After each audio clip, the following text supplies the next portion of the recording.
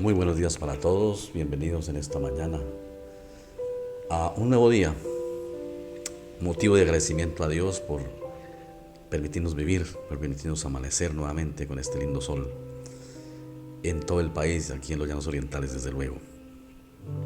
Les invito a que hagamos una oración y démosle gracias a Dios por amanecer vivos.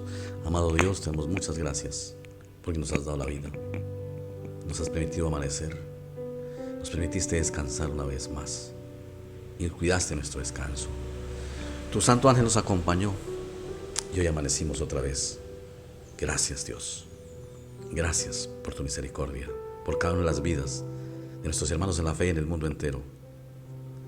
Gracias por los oyentes, por la vida de los oyentes, por tu misericordia con todos. Ponemos este tiempo en tus manos, Señor Jesucristo. En tu nombre a ti, Padre, lo pedimos. Amén. Vamos a continuar con reflexiones sobre algunos apartes del Evangelio de San Mateo, el capítulo 24. Y la última vez leímos 24, 1 hasta el 13. Hoy vamos a leer del 14 al 28. Evangelio según San Mateo, capítulo 24, 14 al 28. Dice así: Y será predicado este evangelio del reino en todo el mundo para testimonio a todas las naciones, y entonces vendrá el fin. Por tanto, cuando vais en el lugar santo a la abominación desoladora de que habla el profeta Daniel, el que le entienda. Entonces, los que estén en Judea huyan a los montes. El que esté en la azotea no descienda para tomar algo en su casa. Y el que esté en el campo no vuelva atrás para tomar su capa. Mas hay de las que estén encintas y de las que críen en aquellos días. Orad pues, porque vuestra vida no sea en invierno ni en día de reposo. Porque habrá entonces gran tribulación, cual no la ha habido desde el principio del mundo hasta ahora, ni la habrá. Y si aquellos días no fuesen acortados, nadie sería salvo, mas por causa de los escogidos aquellos días serán acortados. Entonces, si alguno dijere, mirad, aquí está el Cristo, o mirad, allí está, no lo creáis. Porque se levantarán falsos cristos y falsos profetas, y harán grandes señales y prodigios, de tal manera que engañarán, si fuere posible, aún a los escogidos. Ya os lo he dicho antes. Así que, si os dijeren, mirad, aquí está en el desierto, no salgáis, o mirad, está en los aposentos, no lo creáis. Porque como el relámpago que sale del oriente y se muestra hasta el occidente, así será también la venida del Hijo del Hombre. Porque donde estuviere el cuerpo muerto, allí se juntarán las águilas. Todo texto de las Escrituras, sea del Antiguo o del Nuevo Testamento, tiene un contexto, tanto literal como histórico. Y el contexto histórico de este pasaje es importante tenerlo en cuenta, como de todos los pasajes de la Biblia. Recordemos que la introducción del texto dice, capítulo 24, versículo 1 y 2, cuando Jesús salió del templo y se acercaron sus discípulos para mostrarle los edificios del templo. Respondiéndole, él les dijo, ¿veis todo esto? De cierto os digo que no quedará aquí piedra sobre piedra que no sea derribada. El pasaje habla del cumplimiento de la profecía que el Señor dio en su momento histórico. Cuando él dijo no quedará piedra sobre piedra que no sea derribada, se estaba refiriendo a que ese templo, al templo que había sido construido por Herodes el Grande, que era el que Jesús iba, que era una copia del templo de David, era quizás el edificio más alto de toda la ciudad, por el pináculo que tenía. En el año 70, digamos, unos casi 25 años después de estas palabras, el emperador Tito se tomó a Jerusalén y lo destruyó. Derribó toda la ciudad, incluyendo el templo. Dice Josefus, un historiador judío que es de la misma edad del Señor Jesucristo, que Jerusalén fue destruida de una manera tal que una yunta de bueyes se cruzaba la ciudad sin hallar ningún obstáculo.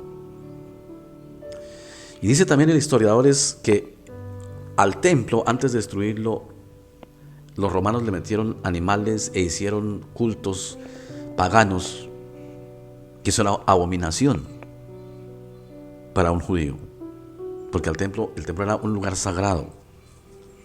Pero allí los romanos hicieron lo que quisieron. ¿Por qué los romanos hicieron eso? Porque los judíos atacaron a una legión romana y los romanos en venganza destruyeron a Jerusalén y asesinaban judíos. Dicen los historiadores que crucificaban cada día casi 500 judíos crucificados. Por eso, él vuelve y nos repite que nadie los engañe. Y aquí dice, y será predicado el evangelio del reino en todo el mundo para testimonio de las naciones y entonces vendrá el fin. Una buena pista que el Señor nos da aquí. El fin solo viene cuando el evangelio del Señor Jesucristo sea predicado en todas las naciones. Alguien dijo, si queremos que Jesucristo venga, entonces hay que trabajar fuerte. Por tanto, cuando veáis en el lugar santo la abominación desoladora de que habló el profeta Daniel, el que le entienda. Este versículo hace referencia al hecho de que los romanos metieron al templo animales que era prohibido, inmundos, hicieron sacrificios a dioses. Eso lo había hablado el profeta Daniel, y esa es la abominación desoladora de la cual habla el Señor Jesucristo. En el año 70, esta profecía históricamente se cumplió. Históricamente. Vino una persecución violenta. No solamente los romanos contra los judíos, sino también contra los cristianos. Y de los mismos judíos contra los cristianos. Por eso dice, va a ser difícil. A Jerusalén se la tomaron durante 3 años. Donde no dejaban entrar agua ni nada. Se la tomaron hasta que la hicieron doblegar y la destruyeron. Esa es la tribulación que en el momento histórico de la profecía está hablando. Pero también habla de lo que sucederá, porque aunque sucedió en el momento, eso es lo que viene sucediendo después. La persecución a los cristianos. De ahí para adelante. Entonces, eso se ha venido sucediendo. En el momento, el Señor hablaba de un momento concreto, pero la profecía tiene un extendimiento al tiempo, lo que se llama un tiempo aoristo, se llama eso en griego, que quiere decir que se cumple siempre. Tiene un momento concreto de cumplimiento, pero su cumplimiento continúa. Es un cumplimiento en el tiempo. Se ha venido cumpliendo y se cumplirá. Pero aquí lo que nos interesa más, ya lo sabemos, que lo que Dios está escrito se cumple en todo momento. Pero aquí es la advertencia que nos hace. Versículo 24, porque se levantarán falsos cristos y falsos profetas y harán grandes señales y prodigios, de tal manera que engañarán, si fuere posible, a los escogidos. Se levantarán falsos profetas. ¿Qué es lo que estamos viendo hoy? Claro, en ese entonces ya lo sabía también. Por eso el Señor Jesucristo advierte a la comunidad primitiva de la iglesia que tenía que cuidarse de eso. Y harán grandes señales y prodigios. Desafortunadamente hoy, la gente y muchos hermanos en la fe no van a la iglesia por escuchar la palabra y la predicación de Cristo, sino van donde les hacen milagros y señales, porque están convencidos de que allí verdaderamente es donde está presente el Espíritu Santo.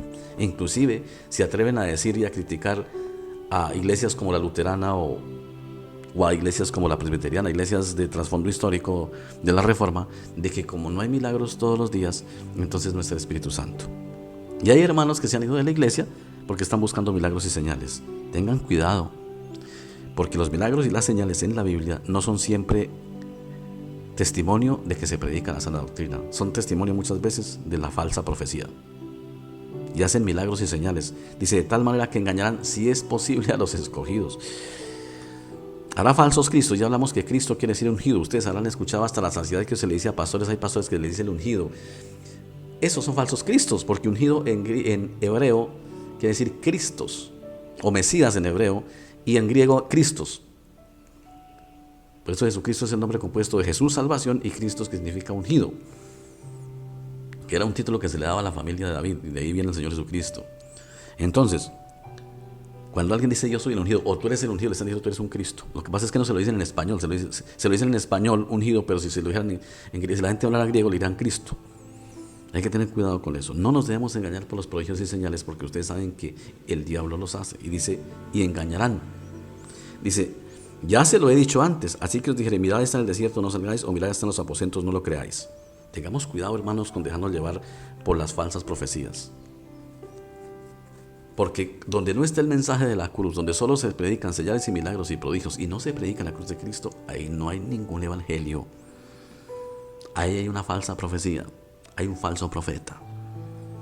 El Señor no nos dejó sin herramientas, el Señor nos dejó instrucciones y nos dio claves para descubrir los falsos profetas. Un falso profeta nunca te predica el evangelio de la cruz, solo te predica señales y milagros. Nunca te dice que hay que sufrir por Cristo, no, eso no lo dice. Nunca te dice que nosotros venimos para servir y que orar no significa que Dios siempre tenga que hacernos el milagro porque Dios es soberano. Te dice otra cosa, te dice que sí necesariamente tiene que ser así y otro poco de cosas. Y el falso profeta persigue lo económico también, el espectáculo y lo económico.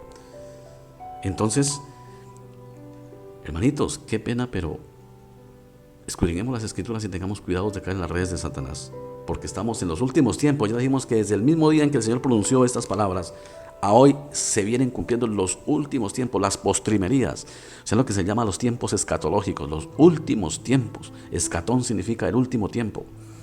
De ahí viene la escatología, término griego que significa los últimos tiempos.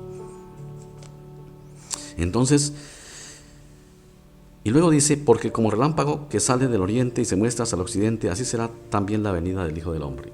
Aquí volvemos a refutar la doctrina falsa del rapto. Dios viene visiblemente y todo ojo le verá, dice la Biblia. Como relámpago. El relámpago todos lo vemos. Y mira la comparación que hace el evangelista.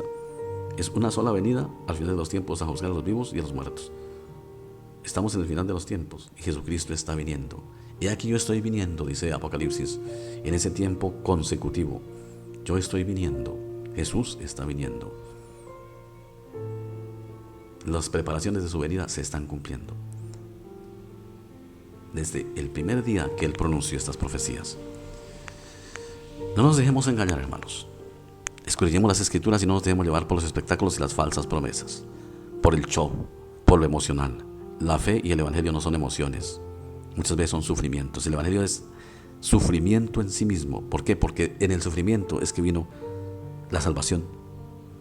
Dios nos salvó a través del sufrimiento, no a través de la teología de la gloria. Y mientras que estemos en este mundo, el Señor nos dijo, ustedes tienen que cargar la cruz para ser mis discípulos. Ya en el mundo venidero todo esto pasará. Allí no habrá más llanto, ni clamor, ni dolor, porque las primeras cosas pasaron, dice Apocalipsis. Entonces, mis hermanos, la Biblia sí nos da pistas. Lo que pasa es que nosotros no las queremos ver y le hacemos más caso a la gente que lo que dicen las Sagradas Escrituras. Eso es lo triste. Señor, ayúdanos. Oremos. Amado Dios, ayúdanos a no caer en las tentaciones ni en las trampas. Guárdanos del mal. Ayuda a mis hermanos a tener ese espíritu de discernimiento para diferenciar entre lo bueno y lo malo, entre lo falso y lo genuino. Guárdalos, oh Dios, y perdónalos. Aquellos que son falsos profetas, que engañan a la gente, simulando ser cristianos y piadosos, dice San Pablo, pero predican sus propias concupiscencias. Ayúdanos, Señor, a discernir y a no caer allí. Guárdanos del mal, oh Dios. Guarda a mis hermanos del mal y protégelos. Dales una bendición muy especial. Sola esa bendición que tú solo sabes dar, Padre. En Cristo Jesús. Amén.